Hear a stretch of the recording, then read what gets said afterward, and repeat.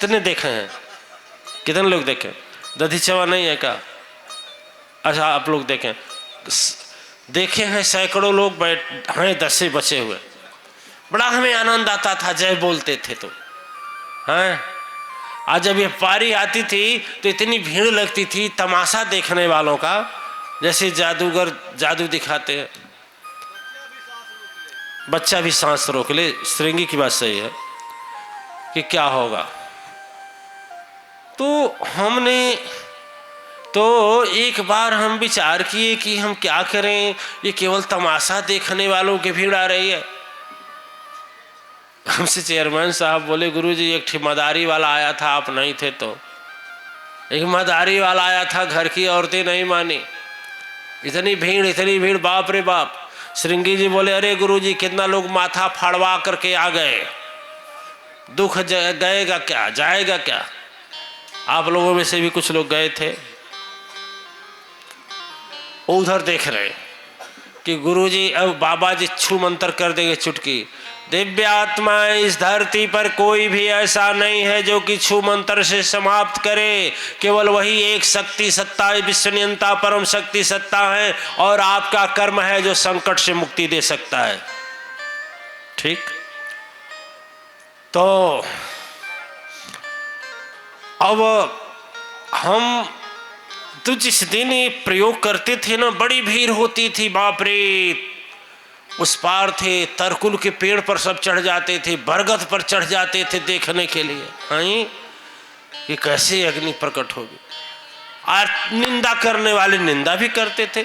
कोई कहता था अरे वो केमिकल रहता है, मुँह में लेते हैं, जब फूंकते हैं तो आ जाता है। कोई बोलता था अरे ना पिछवा से व्यास जी फेंक देते हैं छड़िया, आकाश से थोड़े आता है। तो एक बोला तो कैसे धरती में समा जाती है? अरे जादूगरी है, नहीं जानते हो, हाथ की सफाई। हमने कहा शक्ति भी खर्च करो, आज जिसको विश्वास नहीं है उल्टा पलटा बोल रहे। तो हमने एक मीटिंग किया, उस मीटिंग में व्यास जी महाराज थे, सुकृत जी महाराज थे, और श्रृंगी जी थे, सुदर्शन जी तो पता नहीं, अजपति नहीं, वो भी थे, और गुलाब सिंह थे वहाँ के। आप थे अत्री जी? अत्री जी आप थे? अरे जोर से बोलिए ना। हाँ, और भिरगुआ था। तो भिरगु तो नहीं ये कर रहा था, वो तो सोचे नहीं और हो, बड़ा मजा आएगा, बड़ा मजा आएगा, बोलेंगे हमारे गुरुजी बहुत चमत्कारी है। तो और आचार्यों ने, हमने कहा कि देखो जितनी शक्ति सदगुरु के पाए कृपा से हम बिना वजह खर्च करते हैं, यह दिखाने के लिए मैं चमत्कारी हूँ, उतना यदि जनता का दुख दूर करने में करें तो मैं दावा करता हूँ कई 100 लोगों का संकट मिट जाएगा। आचार्यों ने कहा गुरुजी ठीक है, बंद हो जाए, याद है, और गंगा जी में विसर्जित कर दिए। न तब से छड़ी दिखाई दी, न अग्नि का शक्ति दिखाई दिया। ठीक है, लेकिन मैं अनुभव किया वो जो ढोंगी पाखंडी अच्छा सही जो चमत्कारी हैं, चमत्कार दिखा करके भीड़ इकट्ठा करते हैं, उन लोगों को मैं अपना अनुभव बताता हूँ, उपदेश नहीं देता हूँ, अपने को बड़ा नहीं मानता हूँ, लेकिन मैं ये कहता हूँ कि जो सिद्धि में खर्च करते हैं ना, श्रृंगी एक भजन गाते हैं, सिद्धि के पीछे सिद्धा है राइल, सिद्धि के पीछे सिद्धा है राइल, खोजे न गली गली हो। ठीक है, आगे की भी चौपाई। तो देखिए इसलिए कि हमको लोग जाने, इसकी जगह ये हो जाए कि हमारे वजह से विश्वनियंता की तपस्या हो, विश्वनियंता को लोग जाने, परम शक्ति सत्ता की पूजा हो, ऐसा कार्य यदि करें और लोगों का वही शक्ति लोगों का दुख हरने में दूर करें, तो हम समझते हैं कि इससे ज़्यादा सम्मान तब बढ़ेगा। जिस समय हम इस शक्तियों का प्रयोग करते थे, हमारे पास संख्या, मैं 4 से शुरू किया हूँ, 4 थे मेरे पास। जब अपने गुरुजी के द्वारा यहाँ भेजे गए तो यही मेरी जन्मभूमि है थोड़ी दूर पर, तो लोग बोलते थे फलानवा है, फलानवा जाति का है, फलानवा नाम है? चेयरमैन साहब हमसे कहे अरे गुरुजी आपके गांव का एक है ना, आपको 10 गाड़ी देता है, अब तो आपको प्रणाम करता है, देता था अब तो प्रणाम करता है, क्योंकि बड़े स्पष्टवादी है ना, जो बात बोलते हैं बड़े सही बोलते हैं। तो अब तो आपको माला पहनाता है। तो कहने की मतलब ये नहीं है घर का मुर्गी साग बरबर कहावत सही है, दूर के ढोल सुहावन सही है, दोनों सही है। लेकिन हम इसलिए भाग्यशाली हैं कि अपने इस क्षेत्र में जिस समय मैंने सिद्धि शक्ति का विसर्जन कर दिया, उसके बाद में हम लोगों की संख्या लाख पर पहुंच गई। मान रहे हैं कि नहीं मान रहे? 1,47,737 या 36 अब तक दीक्षा हो चुका है।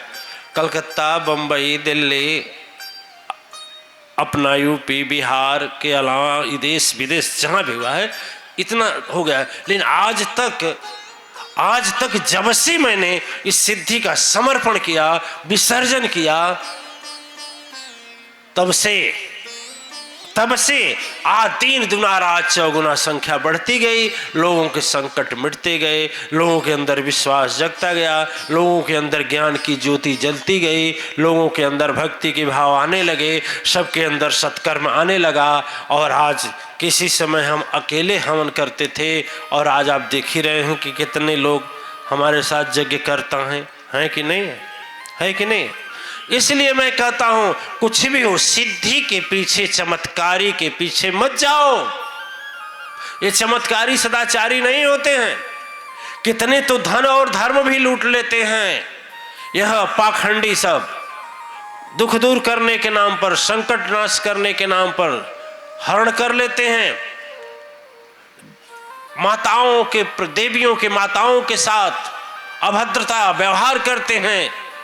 सुनने में आता है ना, ऐसी स्थितियां होती हैं पुण्यात्माएं। इसलिए ये चमत्कारी और सिद्ध के पीछे न जाना। और याद रखना, उन बाबाओं को भी बोल देना जो सिद्धि के पीछे चलते हैं, उसका भी ठिकाना नहीं है। सिद्धि कब साथ छोड़ करके भाग जाएगी, उसका कोई ठिकाना।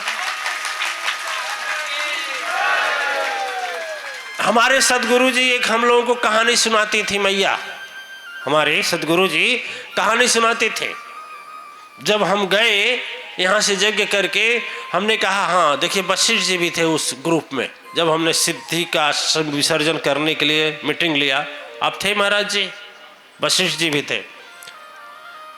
तो जब हम विसर्जन करने के लिए अपने गुरु जी के यहाँ गए तो हमारे गुरु जी ने शाबाशी दी, कहीं अब अच्छा काम करके आए हो, अब जाओगे संसार में तो एक तो अभिमान नहीं रहेगा तुमको कि मुझे सिद्धि चमत्कारी है, और दूसरा तुम लोगों का संकट काटोगे और धर्म की स्थापना करोगे।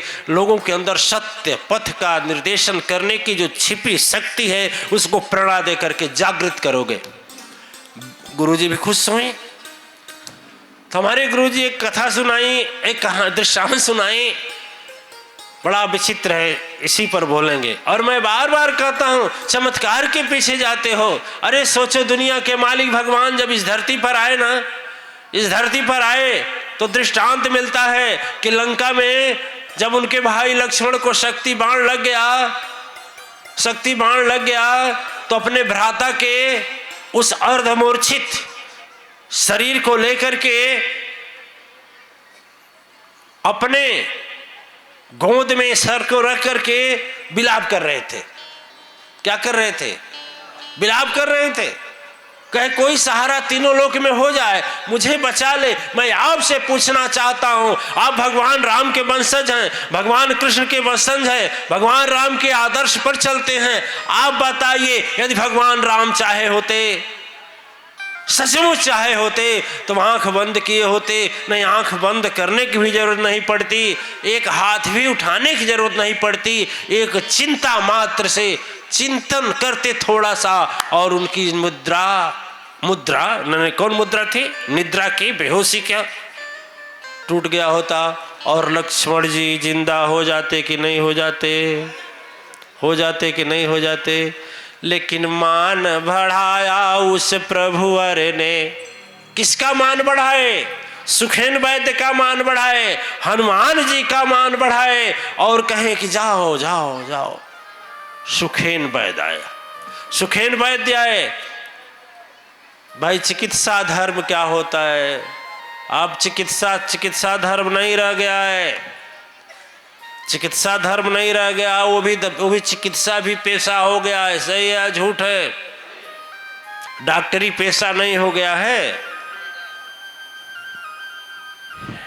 एक हमारे परिवार का गया, अपने जीवन साथी को लेकर के कहा डॉक्टर साहब चलिए ऑपरेशन कर दीजिए, आप मेरे लिए भगवान हैं। डॉक्टर बोला अबे कैसा भगवान रहे, मैं पैसा निकाल, पैसा फेंक, तमाशा देख, मैं पेशेवर हूं, इतना रुपया जमा कर, चल करता हूं ऑपरेशन। ऐसी स्थिति आ गई है दिव्यात्माएं, धर्म विलुप्त हो गया है उन लोगों के हृदय से जिस चिकित्सक को लोग भगवान कहते थे, भगवान का दूसरा रूप जानते थे। सभी लोग वैसे नहीं हैं, ये नहीं कि सभी वैसे हैं, लेकिन कुछ लोग हैं, कुछ लोग ऐसे हैं दिव्यात्माएं। लेकिन चिकित्सक का धर्म ये नहीं होता है। चिकित्सक का धर्म यही होता है कोई भी हो, दुश्मन ही क्यों न हो, उसको भी चिकित्सा सुविधा दिया जाए। सुखेन वैद्य जी दुश्मन के वैद्य थे, है ना, रावण दुश्मन था, उसके वैद्य थे, लेकिन क्या किया उन्होंने, चिकित्सा किया, उपाय बताए, रास्ता बताए, झूठ बताए, सही बताए ना, बताए कि नहीं बताए। और आजकल के तो कुछ चिकित्सक हैं नाराज होते होंगे इस बात सुन करके, ये वीडियो टीवी में या अपने मोबाइल में देख करके नाराज होते होंगे, लेकिन भैया सच है, मानो या मत मानो, कुछ चिकित्सक तो झूठ बोल कर पैसा लेते हैं। वो जान रहे हैं कुछ बीमारी नहीं है, फिर भी बोलेंगे ये जांच करा दो, वो जांच करा दो, वो जांच करा दो, तमाम टेस्ट लिखेंगे और पता लगेगा टेस्ट में कुछ आया भी नहीं है, कि नहीं है। उन्हें जानकारी है, लेकिन एक पेशा बन चुका है। और मैं कहता हूं जिसमें पेशा प्रवेश कर जाए वो उसमें पवित्रता नहीं रहती है। धर्म में यदि पेशा प्रवेश कर जाए तो उसकी भी पवित्रता समाप्त हो जाती है। दिव्य आत्माएं हमारे गुरुजी बताती हैं, कहानी सुनाई एक हम लोगों को, दृष्टांत सच्ची सुनाई। कहीं कि देखो राम, एक गुरुजी थे, उच्च कोट के गुरु थे, बहुत पहुंचे हुए गुरु थे। उनका